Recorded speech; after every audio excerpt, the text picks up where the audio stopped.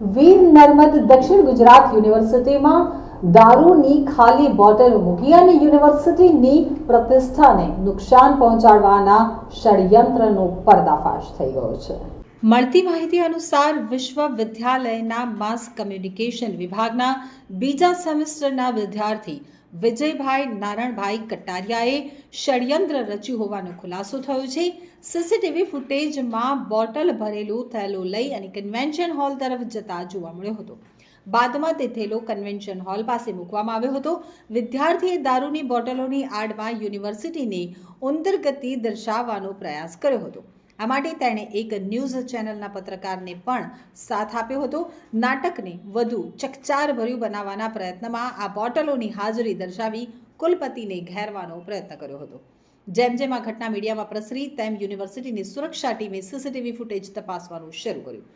ફૂટેજમાં સ્પષ્ટ થયું કે દારૂની બોટલો ભરી અને કન્વેન્શન હોલ પાસે મૂકવા માટે કોથળો આ વિદ્યાર્થીએ જ લાવ્યો હતો। આ ઘટનાથી યુનિવર્સિટીના અધિકારીઓ અને વિદ્યાર્થીઓમાં રોષ ફાટી નીકળ્યો છે।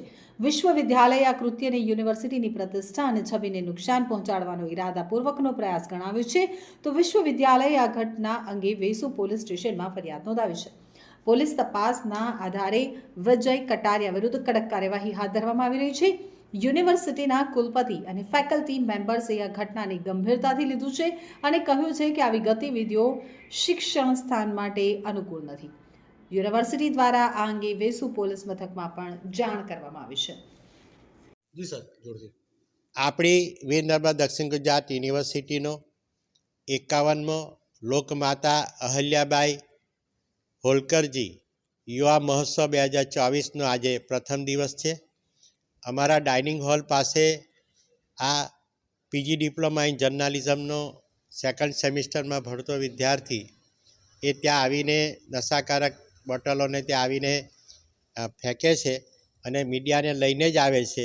એટલે કે યુનિવર્સિટીની ઇમેજને એ હાનિ પહોંચાડવાનો પ્રયત્ન કરે છે। આ સંદર્ભમાં ઉમરા પોલીસ સ્ટેશનમાં ફરિયાદ નોંધવામાં આવી છે અને એનો પ્રવેશ રદ કરવાની કાર્યવાહી પણ શરૂ કરી છે। આ ખૂબ જ નિંદનીય કૃત્ય છે અને વિદ્યાર્થીએ આ પ્રકારની બોટલો ક્યાંથી લાવ્યો એ જ અમારે માટે તપાસનો વિષય છે, જેથી આગળની કાર્યવાહી પોલીસ કરશે।